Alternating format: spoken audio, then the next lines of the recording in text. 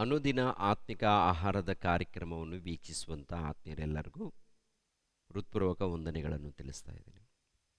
ಸಮಾಧಾನವು, ಸಂತೋಷವು, ಆತ್ಮಿಕ ಆಶೀರ್ವಾದವು ತಂದೆಯಾದ ದೇವರು ಅನುಗ್ರಹಿಸಲಿ ಎಂದು ದೇವರನ್ನು ಪ್ರಾರ್ಥಿಸುತ್ತೇನೆ. ಈ ದಿನ ಮತ್ತೊಂದು ಅಂಶವನ್ನು ನಿಮ್ಮೊಟ್ಟಿಗೆ ಮಾತನಾಡೋದಕ್ಕೆ ಸಿದ್ಧನಾಗಿದ್ದೇನೆ. ನಿನ್ನಲ್ಲಿ ಯೇಸು ಕ್ರಿಸ್ತನ ಆತ್ಮನು ಇದ್ದಾನ ಎಂಬ ಅಂಶವನ್ನು ನಿಮ್ಮೊಟ್ಟಿಗೆ ಮಾತನಾಡ್ತಾ ಇದ್ದೇನೆ.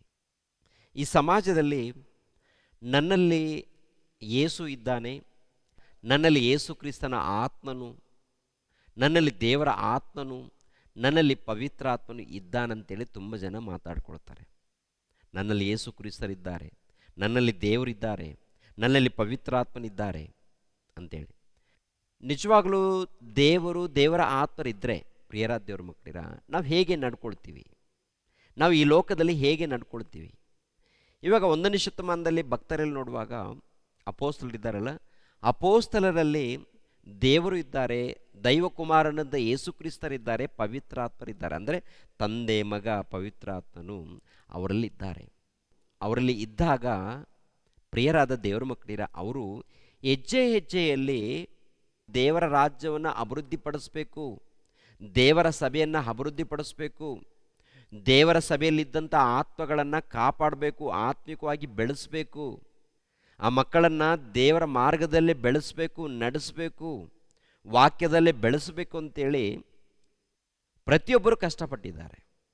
ಅವರು ಹೇಳೋದು ಮಾತ್ರವಲ್ಲ, ತಮ್ಮ ಜೀವಿತದಲ್ಲಿ ಯೇಸು ಕ್ರಿಸ್ತರನ್ನು ತೋರಿಸಿದ್ದಾರೆ, ಅನೇಕರಿಗೆ ಮಾದರಿಯಾಗಿ ಅವರೆಲ್ಲರೂ ಜೀವಿಸಿದ್ದಾರೆ. ಪ್ರಿಯರೇ, ಇವಾಗ ನಾವು ಕೂಡ ಹೇಳ್ಕೊಳ್ತೀವಿ, ನನ್ನಲ್ಲಿ ಯೇಸು ಕ್ರಿಸ್ತರಿದ್ದಾರೆ, ನನ್ನಲ್ಲಿ ಪವಿತ್ರಾತ್ಮರಿದ್ದಾರೆ, ನನ್ನಲ್ಲಿ ದೇವರಿದ್ದಾರೆ ಅಂತೇಳಿ ಹೇಳ್ಕೊಳ್ತೀವಿ. ಆದರೆ ಮಾತುಗಳು ಸರಿ ಇರಲ್ಲ, ಪ್ರವರ್ತನೆ ಸರಿ ಇರಲ್ಲ, ಜೀವಿತ ಸರಿ ಇರಲ್ಲ. ಏನ್ರಿ ಹುಚ್ಚುಚ್ಚಾಗಿ ನಡೀತಾರೆ. ಕೆಲವರು ಏನ್ರಿ ಕುಡಿಯೋದಕ್ಕೆ ಹೋಗ್ತಾರೆ. ನಮ್ಮಲ್ಲಿ ಯೇಸು ಕ್ರಿಸ್ತರು ಇದ್ದಾರಂತ ಹೇಳಿ ಕುಡಿಯುವಂಥ ಚಟ ಇರುತ್ತೆ, ಅನೇಕ ಕೆಟ್ಟ ಚಟಗಳಿರುತ್ತೆ. ಏನ್ರಿ ಹುಡುಕ್ತಾನೆ ಇರುತ್ತೆ, ಗುಟ್ಕಾಯ ಚಟಗಳಿರುತ್ತೆ, ಇನ್ನೊಂದು ಕೆಟ್ಟ ಕೆಟ್ಟ ಅಭ್ಯಾಸ ಇರುತ್ತೆ, ಹೆಣ್ಣಿನ ಅಭ್ಯಾಸ ಇರುತ್ತೆ, ಅನೇಕ ಸುಳ್ಳು ಮಾತುಗಳನ್ನು ಮಾತಾಡುವಂಥ ಅಭ್ಯಾಸ ಇರುತ್ತೆ. ಮತ್ತು ನನ್ನಲ್ಲಿ ಯೇಸು ಕ್ರಿಸ್ತರಿದ್ದಾರೆ, ನನ್ನಲ್ಲಿ ಯೇಸು ಸ್ವಾಮಿ ಇದ್ದಾರೆ, ನನ್ನಲ್ಲಿ ಪವಿತ್ರಾತ್ಮರಿದ್ದಾರೆ ಅಂತ ಹೇಳ್ತಾರೆ. ನಿಜವಾಗ್ಲೂ ಯೇಸು ಕ್ರಿಸ್ತರಿದ್ದಾರಾ?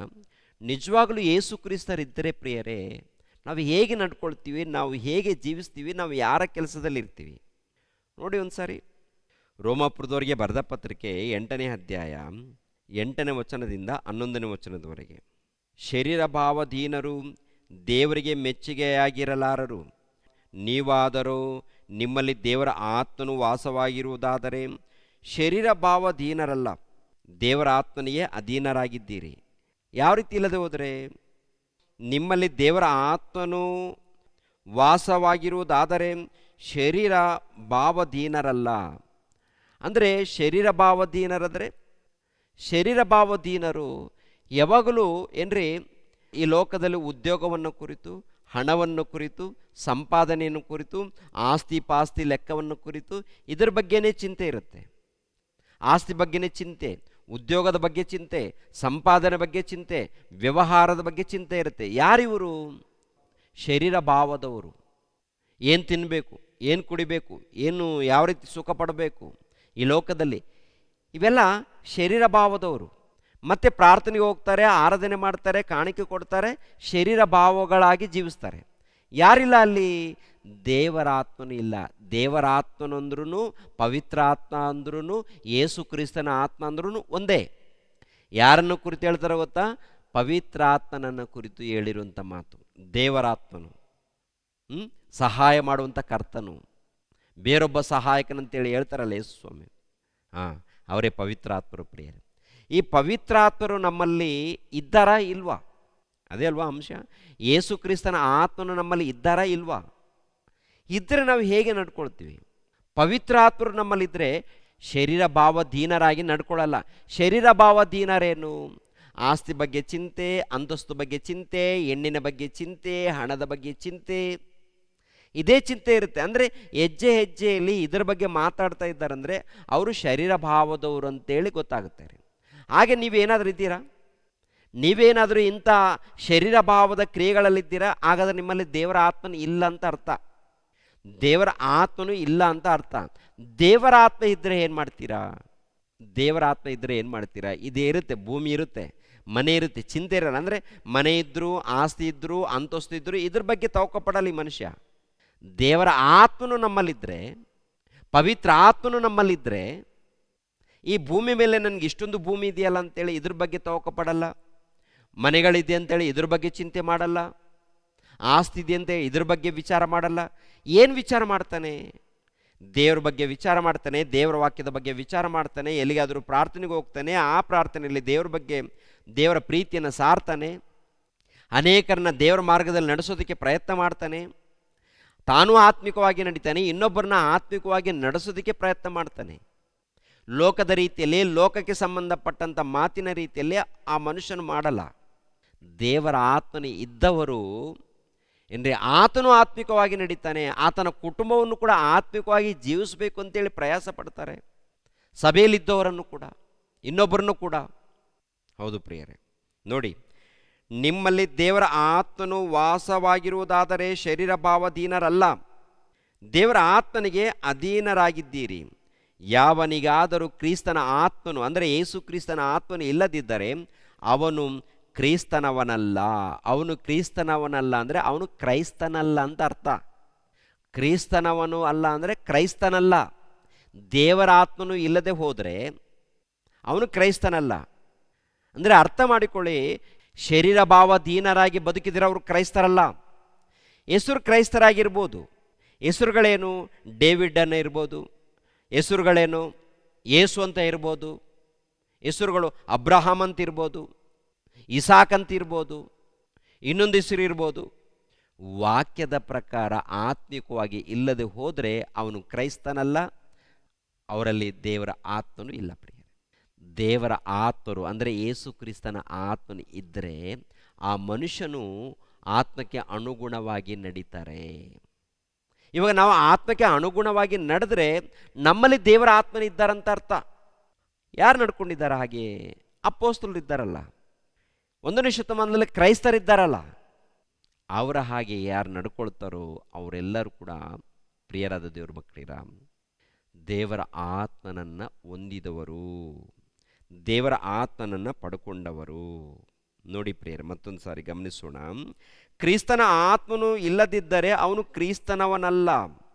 ಆದರೆ ಕ್ರಿಸ್ತನು ನಿಮ್ಮಲ್ಲಿದ್ದರೆ ದೇಹವು ಪಾಪದ ದೆಸೆಯಿಂದ ಸತ್ತದ್ದಾಗಿದ್ದರೂ ಆತ್ಮವು ನೀತಿಯ ದೆಸೆಯಿಂದ ಜೀವಸ್ವರೂಪವಾಗಿದೆ. ಯೇಸುವನ್ನು ಸತ್ತವರೊಳಗಿಂದ ಜೀವಿತನಾಗಿ ಎಬ್ಬಿಸಿದಾತನ ಆತ್ಮನು ನಿಮ್ಮಲ್ಲಿ ವಾಸವಾಗಿದ್ದರೆ, ಕ್ರಿಸ್ತ ಯೇಸುವನ್ನು ಸತ್ತವರೊಳಗಿಂದ ಎಬ್ಬಿಸಿದಾತನು ನಿಮ್ಮಲ್ಲಿ ವಾಸವಾಗಿರುವ ತನ್ನ ಆತ್ಮನ ಮೂಲಕ ನಿಮ್ಮ ಮರ್ತ್ಯ ದೇಹಗಳನ್ನು ಸಹ ಬದುಕಿಸುವನು. 14ನೇ ವಚನ. ಯಾರ್ಯಾರು ದೇವರ ಆತ್ಮನಿಂದ ನಡೆಸಿಕೊಳ್ಳುತ್ತಾರೋ ಅವರು ದೇವರ ಮಕ್ಕಳು. ನೀವು ತಿರುಗಿ ಭಯದಲ್ಲಿ ಬೀಳುವ ಹಾಗೆ ದಾಸನ ಭಾವವನ್ನು ಹೊಂದಿದವರಲ್ಲ, ಮಗನ ಭಾವವನ್ನು ಹೊಂದಿದವರಾಗಿದ್ದೀರಿ. ಈ ಭಾವದಿಂದ ನಾವು ದೇವರನ್ನು ಅಪ್ಪ ತಂದೆಯೇ ಎಂದು ಕೂಗುತ್ತೇವೆ. ಅಪ್ಪ ತಂದೆಯೇ ಎಂದು. ಪ್ರಿಯರಾದ ದೇವರ ಮಕ್ಕಳಿರ, ಆಲೋಚನೆ ಮಾಡಿ. ಹೇಗಿರಬೇಕಂತೆ? ಯೇಸು ಕ್ರಿಸ್ತನ ಆತ್ಮನು ನಮ್ಮಲ್ಲಿದ್ದಾನ ಇದ್ದರೆ ಆತ್ಮಕ್ಕೆ ಸಂಬಂಧಪಟ್ಟಂಥ ಕಾರ್ಯಕ್ರಮಗಳು ಯಥಾರ್ಥವಾಗಿರುತ್ತೆ. ಶರೀರ ಭಾವದ ಕ್ರಿಯೆಗಳು ಇರಲ್ಲ. ಶರೀರ ಭಾವದ ಕ್ರಿಯೆಗಳು ಇರಲ್ಲ. ಶರೀರ ಭಾವದ ಕ್ರಿಯೆಗಳು ಗೊತ್ತಲ್ವ ಪ್ರಿಯರೇ? ಏನದು ಶರೀರ ಭಾವದ ಕ್ರಿಯೆಗಳು? ಗಲತ್ಯದವರಿಗೆ ಬರೆದ ಪತ್ರಿಕೆ 5ನೇ ಅಧ್ಯಾಯ 19ನೇ ವಚನ. ಶರೀರ ಭಾವದ ಕರ್ಮಗಳು ಪ್ರಸಿದ್ಧವಾಗಿವೆ. ಅವೇ ಯಾವುದೆಂದರೆ, ಮೊಟ್ಟ ಮೊದಲು ಜಾರತ್ವ, ಆಮೇಲೆ ಬಂಡುತನ, ನಾಚಿಕೆಗೇಡಿತನ. ಅಂದರೆ ಜಾರತ್ವ, ಬಂಡುತನ, ನಾಚಿಕೆಗೇಡಿತನ. ಯಾರೇನಂದುಕೊಂಡ್ರೆ ನನಗೇನು, ನಾನಿಷ್ಟೇ. ವಿಗ್ರಹಾರಾಧನೆ, ಮಾಟ, ಹಗೆತನ, ಜಗಳ, ಹೊಟ್ಟೆಕಿಚ್ಚು, ಸಿಟ್ಟು, ಕಕ್ಷಭೇದ, ಭಿನ್ನಮತ, ಮತ್ಸರ, ಕುಡಿಕತನ, ದುಂದೋತನ ಇಂಥವುಗಳೇ. ಇವುಗಳ ವಿಷಯದಲ್ಲಿ ಇಂತಹ ಕಾರ್ಯಗಳನ್ನು ನಡೆಸುವವರು ದೇವರ ರಾಜ್ಯಕ್ಕೆ ಬಾಧ್ಯರಾಗುವುದಿಲ್ಲವೆಂದು ನಾನು ಹಿಂದೆ ಹೇಳಿದಂತೆ ಈಗಲೂ ನಿಮ್ಮನ್ನು ಎಚ್ಚರಿಸುತ್ತೇನೆ. ಇವು ಶರೀರ ಭಾವದ ಕರ್ಮಗಳು, ಶರೀರ ಭಾವದ ಕ್ರಿಯೆಗಳಿವು. ಜಾರತ್ವ, ಬಂಡುತನ, ನಾಚಿಕೆಗೇಡುತನ, ವಿಗ್ರಹಾರಾಧನೆ, ಮಾಟ, ಹಗೆತನ, ಜಗಳ, ಏನ್ರಿ ಹೊಟ್ಟೆ ಕಿಚ್ಚು, ಸಿಟ್ಟು, ಕಕ್ಷಭೇದ, ಭಿನ್ನಮತ, ಇವೆಲ್ಲ ಇದೆಯಾ? ಹಾಗಾದರೆ ಶರೀರ ಭಾವದ ಕರ್ಮಗಳನ್ನು ಕುರಿತು, ಶರೀರ ಭಾವದ ಕ್ರಿಯೆಗಳಲ್ಲಿ ನಾವೆಲ್ಲರೂ ಇದ್ದೀವಿ ಅಂತ ಅರ್ಥ. ಹಾಗಾದರೆ ಯಾರಿಲ್ಲಂತೆ? ದೇವರ ಆತ್ಮನು ಅಂದರೆ ಯೇಸು ಕ್ರಿಸ್ತರ ಆತ್ಮನು ನಮ್ಮಲ್ಲಿ ಇಲ್ಲ ಅಂತ ಅರ್ಥ. ಯೇಸು ಕ್ರಿಸ್ತರ ಆತ್ಮನು ಅಂದರೆ ಪವಿತ್ರಾತ್ಮ ನಮ್ಮಲ್ಲಿ ಇದ್ದಾನನ್ನೋದಕ್ಕೆ ಫಲಗಳೇನು? 22, ದೇವರ ಆತ್ಮನಿಂದ ಉಂಟಾಗುವ ಫಲವೇನೆಂದರೆ ಪ್ರೀತಿ, ಸಂತೋಷ, ಸಮಾಧಾನ, ದೀರ್ಘಶಾಂತಿ, ದಯೆ, ಉಪಕಾರ, ನಂಬಿಕೆ. ಇವು ಪ್ರಿಯರೇ ದೇವರ ಆತ್ಮನ ಮೂಲಕ ಉಂಟಾಗುವಂಥ ಫಲಗಳು, ಕ್ರಿಯೆಗಳು. ಫಲಗಳಂದರೆ ಕ್ರಿಯೆಗಳು, ದೇವರು ಮೆಚ್ಚುವಂಥ ಕ್ರಿಯೆಗಳು. ಪ್ರೀತಿ ಎಂಬ ಕ್ರಿಯೆ ನಮ್ಮಲ್ಲಿ ಕಾಣಬೇಕು, ಸಂತೋಷ ಎನ್ನುವಂಥ ಕ್ರಿಯೆ ನಮ್ಮಲ್ಲಿ ಕಾಣಬೇಕು, ಕರುಣೆ ನಮ್ಮಲ್ಲಿ ಕಾಣಬೇಕು. ದೇವರ ಆತ್ಮನು ನಮ್ಮಲ್ಲಿ ಇದ್ದರೆ ಇರುತ್ತದೆ. ಆದ್ದರಿಂದ ನಮ್ಮಲ್ಲಿ ಯೇಸು ಕ್ರಿಸ್ತನ ಆತ್ಮನ ಇದ್ದಾನಾ ಇಲ್ವಾ ಅಂತೇಳಿ ನಿಮ್ಮನ್ನು ನೀವು ಪರಿಶೋಧನೆ ಮಾಡಿಕೊಳ್ಳಿ. ಒಂದು ವೇಳೆ ವಾಕ್ಯಕ್ಕೆ ವಿರುದ್ಧವಾಗಿ ನಾವಿದ್ದರೆ ವಾಕ್ಯದ ಮೂಲಕ ಸರಿಪಡಿಸಿಕೊಂಡು ದೇವರ ಬಳಿಯಲ್ಲಿ ಪಶ್ಚಾತ್ತಾಪ ಪಟ್ಟು ದೇವರಿಗೆ ವಿಧೇಯರಾಗಿ ಭಯಭಕ್ತಿಯಿಂದ ನಡ್ಕೊಳ್ಳೋಣ, ದೇವ್ರಿಗೋಸ್ಕರ ಜೀವಿಸೋಣ, ನಿತ್ಯ ಜೀವವನ್ನು ಪಡೆಯೋಣ ಪ್ರಿಯರೇ. ಓಕೆ, ದೇವರು ನಿಮ್ಮನ್ನು ನನ್ನನ್ನು ಆಶೀರ್ವದಿಸಲಿ. ಎಲ್ಲರೂ ತಲೆಬಾಗಿಸಿ ಪ್ರಾರ್ಥನೆ ಮಾಡೋಣ. ನಮ್ಮನ್ನು ಬಹಳವಾಗಿ ಪ್ರೀತಿಸುವಂಥ ಪ್ರಿಯ ಪರಲೋಕದಲ್ಲಿದ್ದಂಥ ನಮ್ಮ ತಂದೆಯಾದ ದೇವರೇ, ನಿಮಗೆ ಸ್ತೋತ್ರಗಳು. ಕೆಲವು ಮಾತುಗಳನ್ನು ನಿಮ್ಮ ಮಕ್ಕಳಿಗೆ ತಿಳಿಸ್ಕೊಟ್ಟಿದ್ದೀನಿ. ಎಲ್ಲರನ್ನೂ ಹೆಸರುಗಳಿಂದ ಆಶೀರ್ವದಿಸಿ ಬಲಪಡಿಸಿ ಪ್ರತಿ ಕುಟುಂಬಕ್ಕೆ ನೆಮ್ಮದಿ, ಶಾಂತಿ, ಸಮಾಧಾನವನ್ನು ದಯಪಾಲಿಸಿ. ಯೇಸು ಪವಿತ್ರ ನಾಮದಲ್ಲಿ ಬೇಡಿ ಹೊಂದಿದ್ದೇನಪ್ಪ ತಂದೆಯೇ, ಆಮೇನ್. ಎಲ್ಲರಿಗೂ ವಂದನೆಗಳು.